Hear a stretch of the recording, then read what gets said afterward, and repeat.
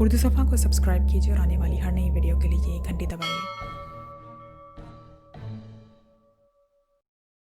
पिस्तौल में से नीले रंग की शुआ निकली और धार की सूरत में यके बाद दीगरे इन चारों के सीनों पर पड़ी और इन चारों पुलिस ऑफिसरों की आंखें एक लम्हे के लिए फटी।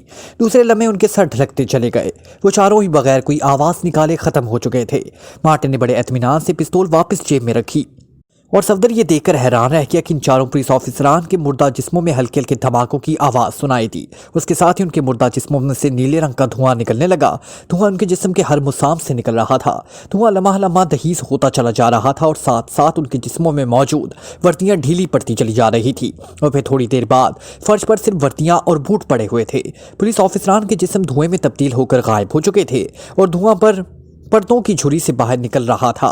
सफदर ने सांस रोक ली थी। उसे खतरा था कि धुआं जो इसके ऊपर से गुजर रहा था कहीं उससे भी नुकसान न पहुंचाए, लेकिन धुआं तेजी से बिखरता चला जा रहा था। मार्टिन ने आगे बढ़कर फर्श पर पड़ी हुई वर्दियां और बूट समेटे, रिवॉल्वर और होल्स्टर उठाया और फिर दरवाजे के साथ वाले दरवाजे में दाखिल हो गया, जो सफदर के ख्याल के मुताबिक बाथरूम का दरवाजा था। सफदर समझ गया कि वो इन वर्दियों को जलाने के लिए अंदर घुसा है ताकि पुलिस ऑफिसरान को वहां मौजूदगी का कोई निशान तक बाकी न रहे।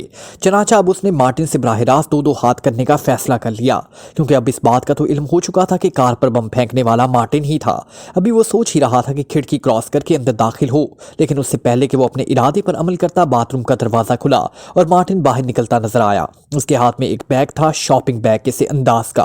मार्टिन तेजी से खिड़की के करीब मौजूद अलमारी की तरफ बढ़ा और सफदर नीचे झुक गया। फिर उसने सर उठाया तो उसने मार्टिन को सामान समेटते हुए देखा। सफदर समझ गया कि अब वो फरार हो रहा है। चनाचा वो वापस मुड़ा और फिर इंतहाई एहतियात और आहिस्तगी के साथ वाले डब्बे में उतरा और वहां से खिड़की के जरिए वापस कमरे में पहुंचा। उसने बड़ी आहिस्तगी से चटखनी हटाई और फिर दरवाजा खोलकर बाहर आ गया। उसी लम्हे मार्टिन हाथ में एक बैग उठाए अपने कमरे से बाहर आया। उसने एक नजर सफदर पर डाली और फिर तेजी से लिफ्ट की तरफ बढ़ता चला गया।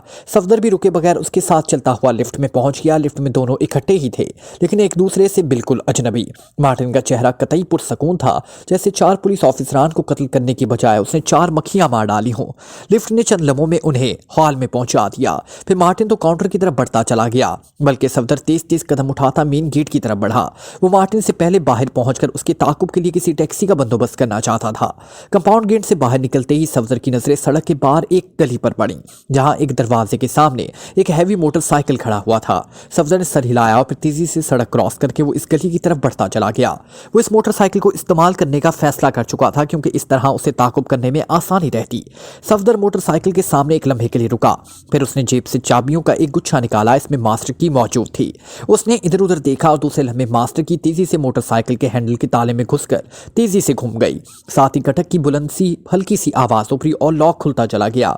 सफदर ने चाबी बाहर निकाली और फिर वो सड़क की तरफ दोबारा बढ़ा। उसका अंदाज ऐसा था जैसे वो किसी बंगले से टहलने के लिए बाहर निकला हो। उसी लम्हे उसे मार्टिन कंपाउंड गेट से बाहर निकलता नजर आया और वो गेट से बाहर निकलते ही रुके बगैर फुटपाथ पर पैदल ही दाएं तरफ चलने लगा।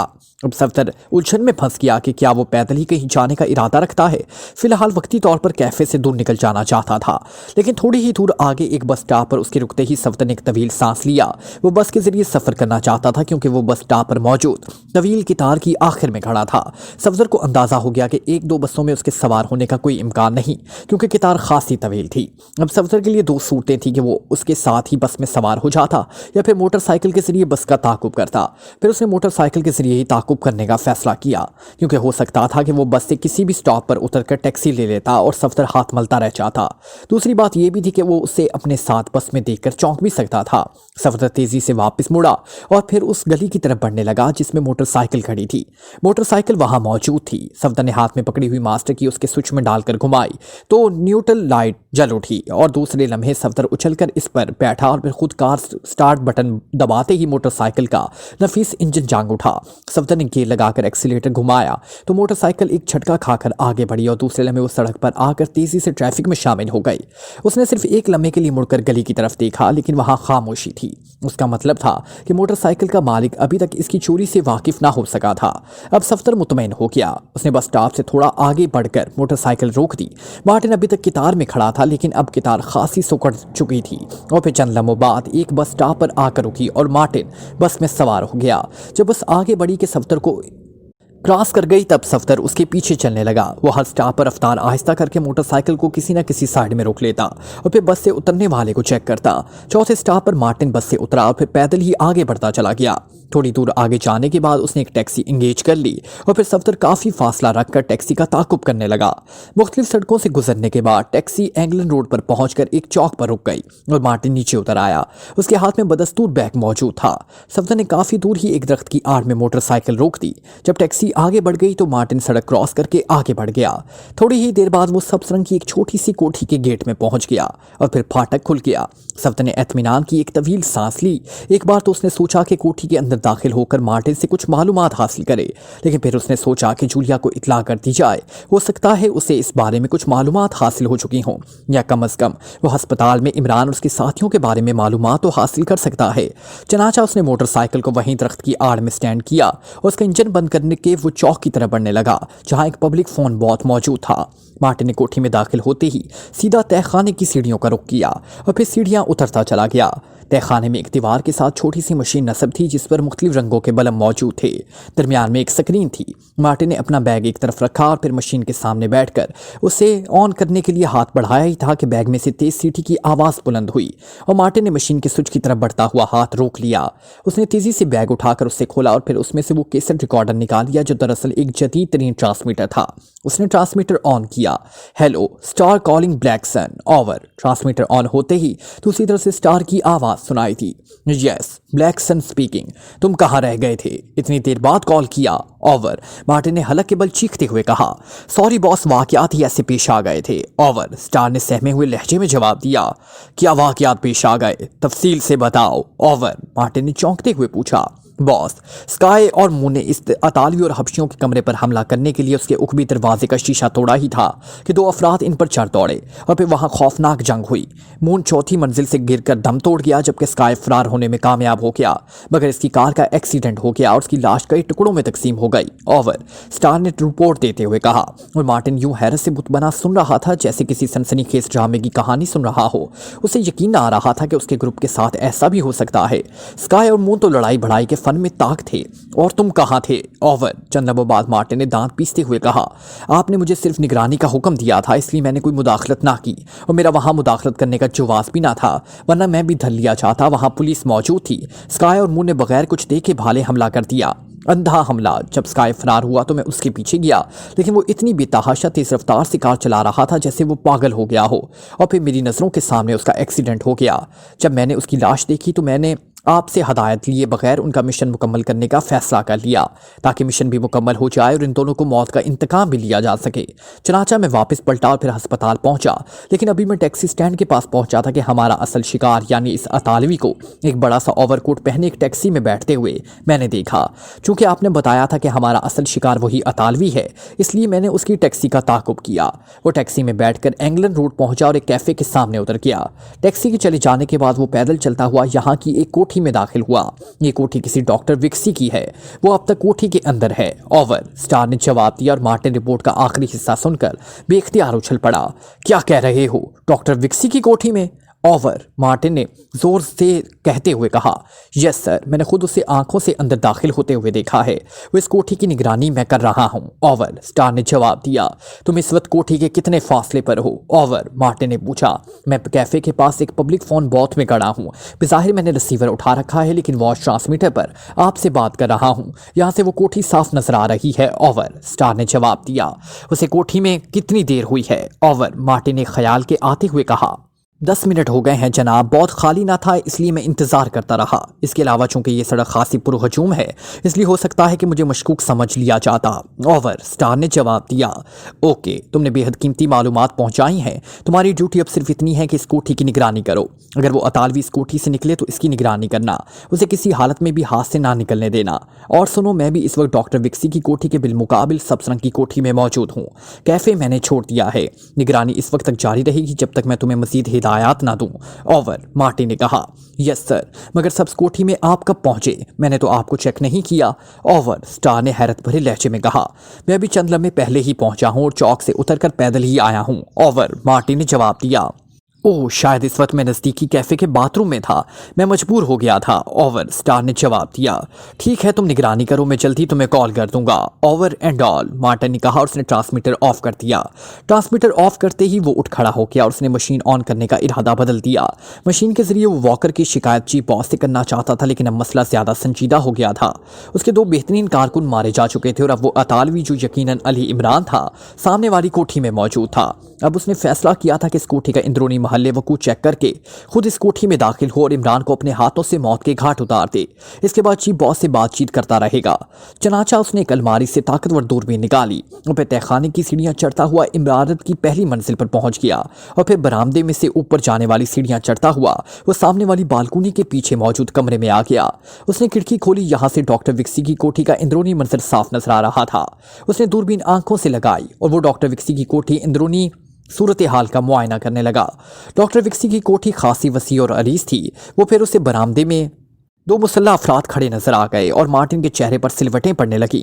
इनकी ये अफराद की यहाँ मौजूदगी का मतलब था कि यहाँ आसानी से दाखिल नहीं हुआ जा सकता। मार्टिन काफ़ी देर तक जायजा लेता रहा, फिर वो ऊपर वाली मंजिल से उतर कर नीचे आ गया। अब वो सोच रहा था कि डॉक्टर विक्सी की कोठी में कैसे दाखिल हुआ जाए। आखिर सोच कर उसने एक फैसला कर ही लिया और फिर वो मेकअप बॉक्स लेकर बैठ गया। इसके हाथ तेजी से चलने लगे। तकरीबन आधे घंटे बाद उसने जब मेकअप बॉक्स बंद किया तो एक नए चेहरे का मालिक हो चुका था। मेकअप बॉक्स किसी वापस अलमारी में रख दिया गया और ड्रेसिंग रूम में वो घुस गया और उसने कीमती लिबास पहना और फिर आईने में अपना अच्छी तरह जायजा लेने के बाद वो ड्रेसिंग रूम से निकलकर दोबारा इस तहखाने में पहुंचा जहां उसका ट्रांसमीटर मौजूद था। उसने ट्रांसमीटर ऑन किया और थोड़ी ही देर बाद स्टार से इसका राब्ता कायम हो गया। Hello black sun, calling over. Martin बार बार यही फिक्रा दोहरा रहा था। Yes star, attending over. राब्ता कायम होते ही ट्रांसमीटर से स्टार की आवाज़ उभरी। क्या रिपोर्ट है? ओवर, मार्टिन ने पूछा। बॉस, अभी तक वो अतालवी कोठी से बाहर नहीं निकला। अलबत्ता मैंने एक और बात नोट की है। डॉक्टर विक्सी की कोठी में 2 मुसल्लह अफराद निकले हैं। वो आप वाली सब्ज कोठी के गिर छुपे हुए हैं। शायद वो आपकी कोठी की निगरानी कर रहे हैं, या फिर हो सकता है कि वो खुद अपनी कोठी की निगरानी कर रहे हों, क्योंकि उनका अंदाज ऐसा है कि दोनों ही सूरतें मुमकिन हो सकती हैं। ओवर, स्टार ने जवाब दिया। ओह, वो मेरी कोठी किस तरह मौजूद हैं? ओवर, उसने चौंकते हुए पूछा। एक आदमी दाएं साइड पर है और एक उकब से जरा हटकर मौजूद है। ओवर, स्टार ने जवाब दिया। ओह ठीक है, तुम इनका ख्याल रखो और जब ये निगरानी खत्म कर दे तब मुझे इतला करना। ओवर, मार्टिन ने कहा। मगर बॉस, अगर इस दौरान वो अतालवी कोठी से निकल आया तो? स्टार ने पूछा। तो मुझे इतला करके उसकी निगरानी करना। ओवर, मार्टिन ने जवाब दिया। ठीक है बॉस, स्टार ने जवाब दिया। ओवर एंड ऑल, मार्टिन ने कहा और ट्रांसमीटर ऑफ कर दिया। इसकी परेशानी पर सोच की सिलवटें एक बार फिर उभर आई। अब वो सोच रहा था कि इस कोठी में दाखिल होकर इमरान को ख़त्म करे, इस कोठी से उसके निकलने का इंतजार किया जाए। कोठी में 2 मुसल्लह अफराद और फिर निगरानी करने वाले अफराद ने इसको तज़्बो-ज़ब में डाल दिया था। हो सकता है कि इन लोगों की वजह से वो अपने मिशन में कामयाब ना हो सके, और मार्टिन अली इमरान को अच्छी तरह जानता था कि अगर उसे ज़रा सा भी मौका मिल गया तो फिर ना सिर्फ उसको हलाक होना नामुमकिन हो जाएगा, बल्कि वो खुद भी उसके हाथों में फंस जाएगा। इसलिए उसने आखिरकार यही फैसला किया कि इमरान कोठी से बाहर निकाल दिया जाए, उसके बाद ही खुली जगह पर उसे घेर कर मारा जा सकता है। चनाचा वो अब स्टार की इतला के इंतजार में बैठ गया, लेकिन उसे इंतजार करते आधा घंटा गुजर गया, लेकिन स्टार की कॉल वसूल ना हुई। उसको बेचैनी सी महसूस होने लगी। फिर उसने ट्रांसमीटर को उठाया, उसका बटन दबाकर स्टार को कॉल करने में मसरूफ हो गया, लेकिन काफी देर तक कॉल करने के बावजूद जब स्टार की तरफ से कुछ जवाब ना मिला तो उसने ट्रांसमीटर ऑफ कर दिया। अभी ट्रांसमीटर ऑफ करके उसने उसे बैग में रखा ही था कि उसे दरवाजे से बाहर खटका सा महसूस हुआ और वो चौंक कर उठकर खड़ा हो गया। उसके आसाब यकलख तन से गए। मार्कोई को मार्टिन की कत्ल की हिदायत तो मिल गई, उसने हामी भर ली थी, लेकिन यहाँ माहौल ऐसा था कि वो अंधाधुंध रिस्क ना ले सकता था। उसे मालूम था कि अगर वो पकड़ा गया तो किंग डॉग अपने असूल के मुताबिक उसके पीछे ना आएगा। किंग डॉग ने हमेशा हाथ पैर बचाकर काम करने की हिदायत की थी। चूंकि मार्टिन के कमरे के बाहर पुलिस वाले मौजूद थे, इसलिए मार्कोइस ने कोई खास मौका ढूंढने तक अपना मिशन मुलतवी कर दिया। काफी देर बाद मार्कोइस ये देखकर चौंक पड़ा कि 4 पुलिस अफसरान मार्टिन के कमरे का दरवाजा खुलवा कर दाखिल हो गए थे। मामला अब ज्यादा गंभीर होता चला गया था। मार्कोइस मार्टिन के सामने वाले खाली कमरे में छुपा हुआ था और बंद दरवाजे की मामूली सी झुरी से निगरानी में मसरूफ था। पुलिस अफसरान के अंदर जाते ही सफेद कपड़ों में निगरानी करने वाले एक एक करके चले गए। पुलिस अफसरान को अंदर गए हुए जब काफी देर हो गई तो उसे बेचैनी सी महसूस होने लगी, लेकिन 4 पुलिस अफसरान की मौजूदगी में मार्टिन पर गोली चलाने का मतलब सरीहन खुदकुशी था, इसलिए मजबूरन वो इंतजार करता रहा। काफी देर बाद मार्टिन के कमरे का दरवाजा खुला और मार्टिन अकेला हाथ में एक बैग उठाए बाहर निकला। अभी मार्को सोच ही रहा था कि वो चारों पुलिस अफसरान कहाँ गए। उसी लम्हे साथ वाले कमरे का दरवाजा खुला और एक लंबा तड़ंगा नौजवान भी बाहर आ गया। ये नौजवान उसके सामने ही साथ वाले कमरे में गया था। उसका अंदाज बता रहा था इसका ताल्लुक भी पुलिस से है। वो दोनों साथ साथ चलते हुए लिफ्ट में सवार होकर नीचे चले गए तो मार्को इस तेजी से बाहर निकला। उसने मार्टिन के कमरे का दरवाजा खोलकर अंदर झांका। उसका ख्याल था कि शायद मार्टिन ने चारों पुलिस अफसरान को बेहोश कर दिया है, लेकिन कमरा और बाथरूम दोनों खाली पड़े हुए थे। मार्को इस हैरत के आलम में तेजी से वापस मुड़ा और फिर लिफ्ट के जरिए नीचे हाल में आया तो मार्टिन इस वक्त तक वहां से जा चुका था। वो तेज तेज कदम उठाता मेन गेट से बाहर आया तो उसने मार्टिन को कंपाउंड गेट से निकलकर दाएं तरफ मुड़ते हुए देखा। अब वो मौका आ गया था जब वो अपना मिशन मुकम्मल कर सकता था। चनाचा उसने तेजी से कोट की जेब में हाथ डाला और फिर कंपाउंड गेट की तरफ बढ़ने लगा। बाहर आकर वो जैसे ही दाएं तरफ मुड़ा वो ये देखकर हैरान रह गया कि मार्टिन बस स्टॉप पर खड़े मुसाफिरों की तवील कतार में शामिल था, क्योंकि उसके पीछे भी कतार में 5-6 अफराद थे, इसलिए वो सही निशाना ले सकता था। चनाचा वो आहिस्ता आहिस्ता चलता हुआ आगे बढ़ा और फिर खुद भी जाकर बस स्टॉप की कतार में शामिल हो गया। मार्टिन उससे 7 अफराद आगे था, लेकिन वहां लोगों का हजूम इतना था कि मार्कोस अगर मार्टिन को यहां गोली मार देता तो उसका बच निकलना इंतहाई मुश्किल हो जाता। चनाचा वो खामोश खड़ा रहा। थोड़ी देर बाद एक बस में वो मार्टिन समेत सवार हो गया। उसने आखिरी स्टॉप का टिकट ले लिया, क्योंकि मार्टिन को इससे काफी दूर निशस्त मिली थी और बस खचाखच भरी हुई थी और उससे मालूम ना था कि मार्टिन ने कहां का टिकट लिया था। चौथे स्टॉप पर मार्टिन अचानक उतर गया और मार्को इसको निकलने में चंद लम्हों की देर हो गई। फिर वो नीचे उतरकर जब मार्टिन को तलाश करने लगा उसने मार्टिन की एक टैक्सी में उसको बैठते देखा। टैक्सी उसके सामने ही आगे बढ़ती चली गई और मार्को इस हैरान परेशान इधर उधर खाली टैक्सी की तलाश करता रह गया। फिर उसे खाली टैक्सी मिलते मिलते 10 मिनट लग गए। मार्को ने उसे तेज रफ्तारी से सीधा चलने के लिए कहा और साथ ही एक बड़ा नोट टैक्सी ड्राइवर की गोद में फेंक दिया और टैक्सी ड्राइवर ने सर हिला दिया। हुक्म जनाब, ड्राइवर ने मुस्कुराते हुए पूछा। 0639 नंबर की टैक्सी 10 मिनट पहले चली है, उसे तलाश करके उसका ताकुब करना है, मार्को ने तेज लहजे में कहा और टैक्सी ड्राइवर ने सर हिलाते हुए टैक्सी की रफ्तार तेज कर दी। वो गाड़ियों को क्रॉस करता हुआ आगे बढ़ता चला गया। आगे चौक पर पहुंचकर उसने टैक्सी की रफ्तार आहिस्ता कर ली। शायद वो सोच रहा था कि अब किस तरफ को मुड़े। मार्को भी खामोश बैठा हुआ था, क्योंकि उससे भी मालूम ना था कि मार्टिन की टैक्सी किस तरफ गई होगी।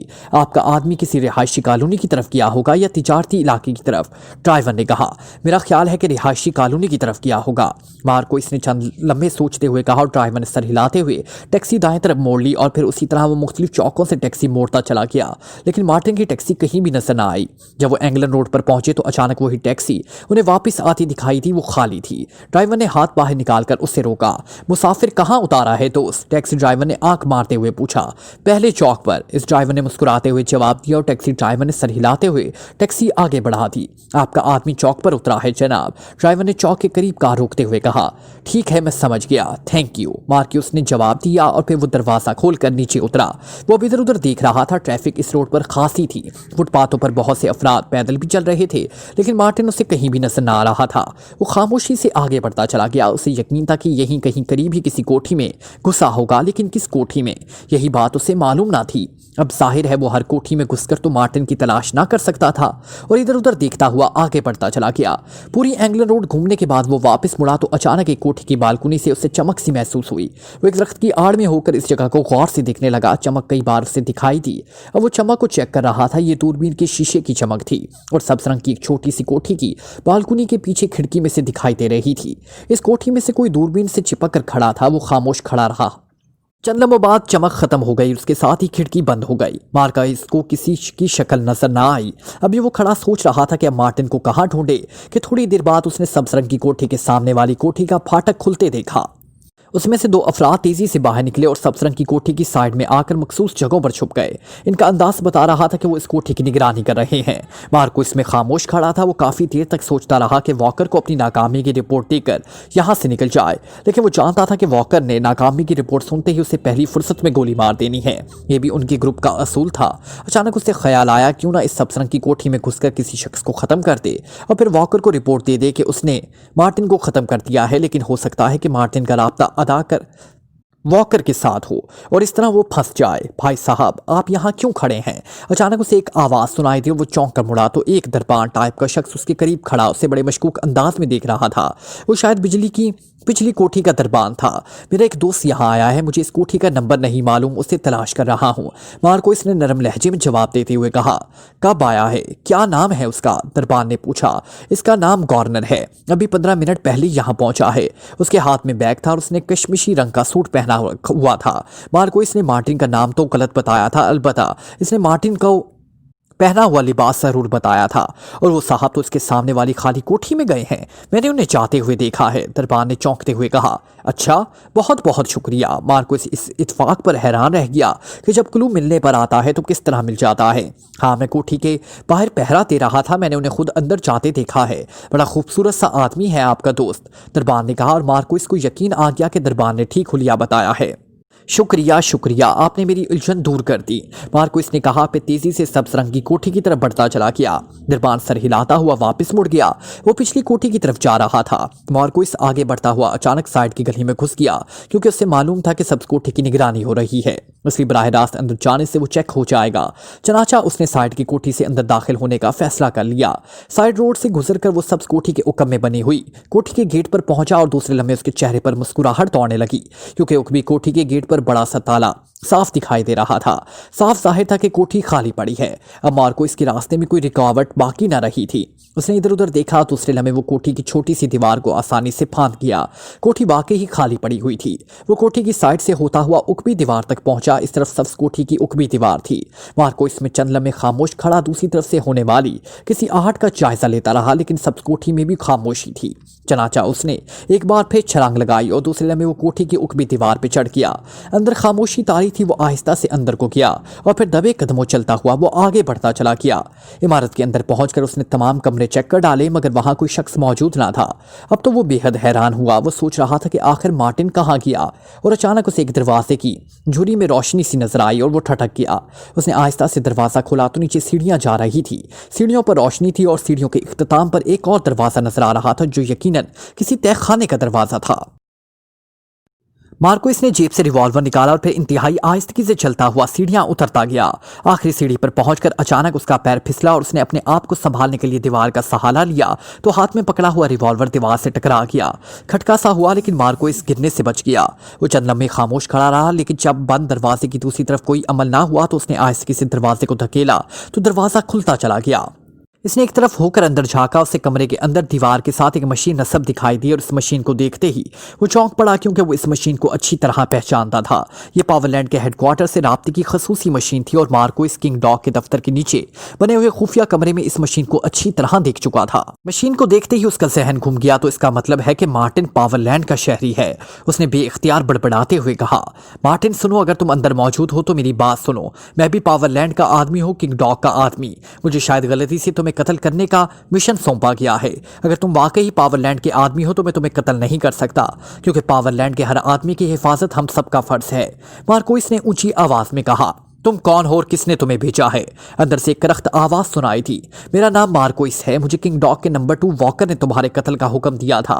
मार्कोस ने जवाब दिया, मैं पावरलैंड के हेडक्वार्टर का आदमी हूँ, चीफ बॉस का खास आदमी। वॉकर पावरलैंड का गद्दार है। अगर तुम पावरलैंड के आदमी हो तो अपना रिवॉल्वर अंदर फेंक दो, अंदर से सख्त लहजे में कहा गया। फिर मार्कोस ने हाथ पर पकड़ा हुआ रिवॉल्वर अंदर फेंक दिया। दूसरे लम्हे एक शख्स तेजी से दरवाजे पर नमूदार हुआ, मगर उसकी शक्ल देखते ही मार्कोस बुरी तरह चौंक पड़ा, क्योंकि वो मार्टिन हरगिज ना हो सकता था। तुम मार्टिन नहीं हो, मार्कोस ने करख्त लहजे में कहा। मैं मेकअप में हूं, अंदर आ जाओ, दरवाजे पर खड़े हुए आदमी ने एक तरफ हटते हुए कहा, और मार्कोस अंदर तहखाने में दाखिल हो गया। मुझे तफसील बताओ कि तुम मेरे पीछे यहां तक कैसे पहुंच गए? मेरे आदमियों ने इतला दी है कि इस कोठी की निगरानी हो रही है, मार्टिन ने कहा, और उसके साथ ही उसने अपनी एक पिंडली नंगी कर दी और मार्कोस की नजरें इसकी पिंडली पर जम गई, जहां हेडक्वार्टर की मखसूस नीली लकीर साफ नजर आ रही थी। हाँ, निगरानी तो हो रही है। सामने वाली कोठी के 2 आदमी मौजूद हैं, मगर मैं उकबी कोठी फलांग कर अंदर घुसा, मार्कोस ने बताया, और फिर उसने कैफे शाही लॉक से लेकर अब तक तमाम वाकया तफसील से बता दिए। इसको अब मार्टिन के हेडक्वार्टर के आदमी होने का मुकम्मल सबूत मिल चुका था। इसका मतलब है कि वॉकर अब खुली गद्दारी पर उतर आया है। अब मुझे पहले इसका बंदोबस्त करना होगा। तुम्हारा ग्रुप में क्या नंबर है? मार्टिन ने हंकार भरते हुए कहा। नंबर 3। मैं वॉकर के बाद हूँ, मार्कोस ने जवाब दिया। ओके, मैं तुम ही इस ग्रुप के इंचार्ज बनने के लायक हो। मैं अभी चीफ बॉस से राब्ता कायम करके तुम्हारी सिफारिश करता हूँ। दरवाजा बंद कर दो, मार्टिन ने गुस्सेले लहजे में कहा और मार्कोस ने मुड़कर दरवाजा बंद कर दिया। मार्टिन गुस्से में बल खाता हुआ स्टूल पर बैठकर मशीन को ऑन करने में मसरूफ हो गया। मार्कोस साथ ही खामोश खड़ा था और अपने इंचार्ज बनने का सुनकर उसका दिल खुशी से उछल रहा था। सफ्तर जब पब्लिक फोन बोथ के करीब पहुंचा तो बोथ पर लगा हुआ आउट ऑफ वर्क का बोर्ड देखकर उसका मुंह बन गया। अब एक ही सूरत थी कि वो नजदीकी कैफे में फोन करे। चनाचा वो मुड़कर कैफे की तरफ बढ़ने लगा। कैफे में दाखिल होकर वो सीधा काउंटर की तरफ बढ़ा, लेकिन काउंटर पर उसे टेलीफोन सेट नजर न आया। फरमाइए, काउंटर पर खड़ी हुई लड़की ने सफ्तर के करीब आते ही कारोबारी अंदाज में मुस्कुराते हुए पूछा। मुझे फोन करना है, सफ्तर ने कहा। ओ सॉरी, अभी हमारे कैफे को फोन नहीं मिला। हमने अभी हाल में ही कैफे का इफ्तिताह किया है। आप बाहर पब्लिक फोन बॉथ से कॉल कर लें, लड़की ने जवाब दिया। लेकिन इस पर आउट ऑफ वर्क का बोर्ड लगा हुआ है, सफ्तर ने जवाब दिया। अरे आप दाएं तरफ वाले पब्लिक फोन बॉथ की तरफ गए होंगे तो आउट ऑफ वर्क है। बाएं तरफ भी फोन बॉथ है, वो सही काम कर रहा है, लड़की ने कहा। शुक्रिया, सफ्तर ने मुस्कुराते हुए जवाब दिया और फिर वापस गेट की तरफ मुड़ गया। कैफे से निकलकर वो दाएं तरफ मुड़ता चला गया। कैफे के इख्तिताम पर जरा सा हटकर फोन बॉथ मौजूद था। सफ्तर उसके करीब पहुंचा तो उसने एक लंबे तिरंगे नौजवान को अंदर मौजूद पाया। इस नौजवान का रुख सड़क की तरफ था, जबकि साइड सफ्तर की तरफ थी। उसने शायद वो उससे ना देख सका था। बॉथ की साइड का अंदर शीशा दरमियान से कटा हुआ था, शायद उसे हवा के निकास के लिए गोल काटा गया था। नौजवान की आवाज बाहर आ रही थी और फिर सफ्तर के कानों में जैसे उसकी आवाज पड़ी वो ठटक गया और फिर दूसरे लम्हे वो आहिस्ता से आगे बढ़ता हुआ अंधे शीशे के साथ चिमट कर खड़ा हो गया। अब अंदर खड़े नौजवान को इस वक्त तक नजर ना आ सकता था जब तक वो फोन बॉथ से निकलकर मुड़कर साइड में ना पहुंच जाए। मैंने इस अतालवी को एक बड़ा सा ओवरकोट पहने एक टैक्सी में बैठे हुए देखा। क्योंकि आपने बताया था कि हमारा असली शिकार वही अतालवी है, इसलिए मैंने उसकी टैक्सी का ताकुब किया। वो टैक्सी में बैठकर इंग्लैंड रोड पहुंचा और एक कैफे के सामने उतर गया। टैक्सी चले जाने के बाद वो पैदल चलता हुआ यहाँ की एक कोठी में दाखिल हुआ। ये कोठी किसी डॉक्टर विक्सी की है, वो अब तक कोठी के अंदर है। ओवर, नौजवान कह रहा था। फिर ओवर का लफ्ज सुनकर सफ्तर समझ गया कि नौजवान ने बेज़ाहिर रिसीवर उठा रखा है, लेकिन वो बात ट्रांसमीटर पर कर रहा है। वो दरअसल अतालवी के लफ्ज से चौंका था। इससे पहले अस्पताल का लफ्ज भी उसके कानों में पड़ चुका था। यस सर, मैंने खुद उसे अपनी आंखों से अंदर दाखिल होते देखा है और मैं इस कोठी की निगरानी कर रहा हूँ। ओवर, नौजवान ने दूसरी तरफ से कोई बात सुनकर जवाब देते हुए कहा। मैं कैफे के पास एक पब्लिक फोन बूथ में खड़ा हूँ। बेज़ाहिर मैंने रिसीवर उठा रखा है, लेकिन वॉच ट्रांसमीटर पर आपसे बात कर रहा हूँ। यहाँ से वो कोठी साफ नजर आ रही है। ओवर, नौजवान की आवाज़ सुनाई दी। 10 मिनट हो गए हैं जनाब, बहुत खाली ना था, इसलिए मैं इंतजार करता रहा। इसके अलावा चूंकि ये सड़क खासी पुरहजूम है, इसलिए हो सकता है कि मुझे मशकूक समझ लिया जाता। ओवर, नौजवान बातों में मसरूफ था। सफ्तर सिर्फ उसकी आवाज़ ही सुन सकता था। कुछ देर खामोशी रही। वो नौजवान दूसरी तरफ से बात सुन रहा था। यस सर, मगर कोठी में आप कब पहुंचे? मैंने तो आपको चेक नहीं किया। ओवर, नौजवान की हैरत भरी आवाज सुनाई दी और इस बार वाकई ही उछल पड़ा। सब्ज कोठी का हवाला सुनते ही वो सारी बात समझ गया कि ये नौजवान मार्टिन का साथी है, क्योंकि मार्टिन इसके सामने ही सब्ज कोठी में दाखिल हुआ था। इसका मतलब था कि इमरान अस्पताल से निकलकर यहाँ किसी डॉक्टर विक्सी की कोठी में दाखिल हुआ है और ये नौजवान अस्पताल से ताकुब करता हुआ यहाँ तक पहुंचा है। उसे शायद मार्टिन की यहाँ आने की इत्तला नहीं है, इसलिए वो ट्रांसमीटर पर बात कर रहा है। उसी लम्हे उसे रिसीवर रखे जाने की आवाज सुनाई थी और सफ्तर चौंक कर तेजी से पलटा और फोन बॉथ के दरवाजे की उकबी तरफ पलट गया। नौजवान फोन बॉथ से निकलकर मुड़ा और फिर सड़क क्रॉस करता एक बुक स्टॉल की तरफ बढ़ने लगा। सफ्तर समझ गया कि वो अब बुक स्टॉल पर ठहरकर निगरानी करेगा और उसे शायद निगरानी का हुक्म मिला होगा। जब इस नौजवान की फोन बॉथ की तरफ पुश्त हुई तो सफ्तर तेजी से फोन बॉथ में दाखिल हुआ। इसने जेब से सिक्के निकालकर खाने में डाले और फिर रिसीवर उठाकर उसने जूलिया के होटल के नंबर डायल कर दिए। Yes, city charming hotel. चंद लम्हों बाद एक नुस्वानी आवाज रिसीवर में सुनाई दी। कमरा नंबर 112, मिस रीटा से बात करा दें, सफ्तर ने नरम लहजे में कहा। यस सर, होल्ड ऑन करें, दूसरी तरफ से मौतबाना लहजे में कहा गया। Yes, Rita speaking. चंद लम्हों बाद जूलिया की आवाज सुनाई दी। मिस रीटा, मैं चार्ली बोल रहा हूँ, सफ्तर ने अपना नाम बताते हुए कहा। ओ चार्ली, तुम कहाँ गायब हो गए थे? मैं अब खुद तुम्हारी तलाश के लिए जाने वाली थी, जूलिया ने कदरे गुस्सेले लहजे में कहा। मिस रीटा, मैं एक खास क्लू के पीछे था। आपको अस्पताल के वाकयात का तो इल्म होगा, सफ्तर ने कहा। हाँ, अभी अभी विक्टर का भी फोन आया था, ब्लैक पुलिस हेडक्वार्टर में है। और तुम्हारे पास क्या इत्तलात है? जूलिया ने जवाब दिया, विक्टर ने कहाँ से फ़ोन किया था? सफदर ने चौंक कर पूछा। ये तो मुझे मालूम नहीं, अलबत्ता उसने मफरूर हमला आवर की तलाश का कहा है। उसने किसी डॉक्टर विक्सी के फ़ोन नंबर 011 पर रिपोर्ट देने के लिए कहा है। जूलिया ने जवाब दिया, मैं समझ गया, मैंने हमला आवरों के सरगना को तलाश कर लिया है। और सुने, किसी को मफरूर हमला आवर की तलाश में भेजने की ज़रूरत नहीं है, वो कार के एक्सीडेंट में हलाक हो चुका है। सफदर ने सर हिलाते हुए कहा, हमला आवरों का सरगना? मगर वो कहाँ है? जूलिया ने चौंकते हुए पूछा। डॉक्टर विक्सी के सामने वाली कोठी पर। इसका एक साथी मेरी नजरों में आ चुका है। बहरहाल मैं विक्टर से बराह रास्त बात कर लेता हूँ, क्योंकि वो खतरनाक भी हो सकता है। ओके, सफदर ने तेज लहजे में कहा। फिर जूलिया की बात सुने बगैर उसने कुरिडर दबा दिया। उसके बाद उसने जेब से और सिक्के निकालकर बोत में डाले और यूरोप का माहौल, चूंकि वो अच्छी तरह जानता था कि यहाँ सिक्कों के बगैर फोन नहीं हो सकता, इसलिए कोट की छोटी जेब में वो सिक्के भर लेता था। सिक्के डालकर सफदर ने 011 नंबर घुमाए। चंद लम्हे दूसरी तरफ घंटी बजती रही। फिर किसी ने रिसीवर उठा लिया। यस, डॉक्टर विक्सी रेजिडेंट्स, एक करख सी आवाज़ सुनाई थी। यहाँ एक आतालवी आए होंगे, वो मेरे साथी हैं, उनसे इमरजेंसी बात करनी है, उन्हें कह दे कि लाइन पर चार्ली है। सफदर ने कहा। उसने इमरान का नाम इसलिए ना लिया था कि मालूम नहीं इमरान ने अपने आप को क्या कहकर तारुफ कराया हो। ओ प्रिंस, वो तो कार में बैठकर जा रहे हैं। दूसरी तरफ से कहा गया, उन्हें फौरन रोकें और मेरी बात कराएं, ये ज़रूरी है। सफदर ने तेज लहजे में कहा। ओके, आप होल्ड करें, अगर वो चले नहीं गए तो मैं बात कराता हूँ। दूसरी तरफ से कहा गया। थोड़ी देर बाद हल्की सी खटक की आवाज़ सुनाई थी। यस, चार्ली चैपलन साहब, फरमाइए, आजकल कौन सी फिल्म चल रही है? रिसीवर पर इमरान की मखसूस आवाज़ उभरी और सफदर के चेहरे पर बेख्तियार मुस्कुराहट रेंगने लगी। फिल्म आपके सामने वाली कोठी में चल रही है, मार धाड़ से भरपूर। सफदर ने मुस्कुराते हुए जवाब दिया। ओह, वहां से तो खुद फिल्म देखने की कोशिश की गई थी, शायद दूरबीन से। इमरान की आवाज़ सुनाई थी। हो सकता है। बहरहाल आप पर अस्पताल पर हमला आवर दोनों अफराद और आपकी कार पर बम फेंकने वाले ग्रुप का सरगना सामने वाली सब्ज की कोठी में मौजूद है। इसका नाम मार्टिन है। वो पहले कैफे शाही लॉक में रिहाइश पसीर था, इसलिए वहां 4 पुलिस ऑफिसरों को अजीब साख्त की पिस्तौल से धुएं में तब्दील कर दिया और खुद यहां आ गया। इसका एक साथी भी यहाँ करीब ही मौजूद है, जिसने आपको डॉक्टर विक्सी की कोठी में दाखिल होते चेक किया है और मार्टिन को इसकी इत्तला भी दी है। वो आपका ताकुब अस्पताल में कर रहा था। सफदर ने कहा। ओ गॉड, तुम तो पीर चमोटी शाह टाइप की इल्हामी बातें कर रहे हो, मुझे तफसील बताओ। इस बार इमरान का लहजा बेहद संजीदा था और फिर सफदर ने होटल सिटी चार्मिंग से निकलकर इमरान को फ़ोन करने तक के तमाम वाक़यात तफसील से सुना दिए। ओह, इसका मतलब है ये पावरलैंड का दूसरा ग्रुप है। बहरहाल तुमने बेहद काम की बात मालूम की है। इसका साथी कहाँ है? इमरान ने पूछा।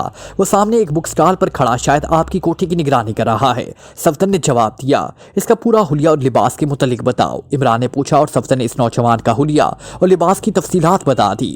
ओके, तुम वहीं ठहरो। जो कुछ लोग इस आदमी को अगवा करके डॉक्टर विक्सी की कोठी में ले जाएं, तो तुम मार्टिन की कोठी के करीब पहुंच जाना। मैं मेकअप में कोठी से निकलकर आऊंगा और फिर मार्टिन से भी बात हो जाएगी। इमरान ने उसे हिदायत देते हुए कहा। ठीक है, सफदर ने जवाब दिया और फिर दूसरी तरफ से रिसीवर रखे जाने की आवाज़ सुनकर उसने भी रिसीवर रख दिया और फिर इत्मीनान से चलता हुआ फ़ोन बॉक्स से बाहर निकला। उसने एक नज़र इस बुक स्टॉल पर डाली जहां मार्टिन का आदमी मौजूद था। वो एक मोटा सा रिसाला पढ़ने में मसरूफ था। सफदर इत्मीनान से चलता हुआ अपने मोटरसाइकिल की तरफ बढ़ने लगा, मगर अभी भी उसने चंद ही कदम उठाए थे कि उसने एक पुलिस कार को उसके मोटरसाइकिल के करीब रखते देखा और सफदर यूं तेजी से सड़क की तरफ मुड़ गया जैसे उसे भूत नजर आ गए हों। वो बाल बाल बचा था। मोटरसाइकिल के मालिक ने यकीनन चोरी की रिपोर्ट लिखवा दी थी और पुलिस ने वो मोटरसाइकिल बरामद कर ली थी। अब जाहिर है सफदर इस पर सवार होता तो वो भी साथ ही बरामद हो जाता। चनाचा उसने सड़क क्रॉस करने में ही आफियत समझी और फिर सड़क क्रॉस करके वो आहिस्ता आहिस्ता चलता हुआ इस बुक स्टॉल की तरफ बढ़ता चला गया जहां मार्टिन का साथी मौजूद था। बुक स्टॉल से 2 दुकानें पहले एक बर्गर शॉप थी। सफदर इसके काउंटर पर रुका और उसने आगे एक बर्गर तलब किया और अब जाहिर है उसे इंतजार करना था और उसने सोचा कि इंतजार के दौरान अगर बर्गर ही खा लिया जाए तो कोई मुजायका नहीं। क्या बात है, किसका फोन था प्रिंस? डॉक्टर विक्सी ने कमरे में दाखिल होते हुए पूछा। इमरान इस वक्त रिसीवर रखकर मुड़ा ही था। इमरान कार में बैठ ही रहा था कि मुलाजिम ने आकर इतला दी कि कोई चार्ली इनसे इमरजेंसी बात करना चाहता है और चार्ली का नाम सुनते ही इमरान समझ गया कि कॉल सफदर की होगी। जाहिर है सफदर ने किसी खास बात के लिए जूलिया को रिपोर्ट देने की बजाय बराह रास्त कॉल करना मुनासिब समझा होगा। वो जिसकी तलाश में हम कुनुओं में बांस डालने की तैयारियां कर रहे थे वो आपका हमसाया निकला। इमरान ने मुस्कुराते हुए कहा। क्या मतलब? मैं समझा नहीं। मेरा हमसाया? डॉक्टर विक्सी ने चौंकते हुए पूछा।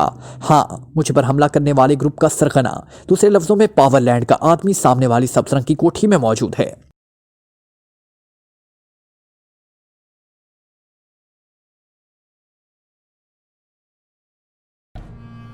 Like, comment, share, press the bell icon.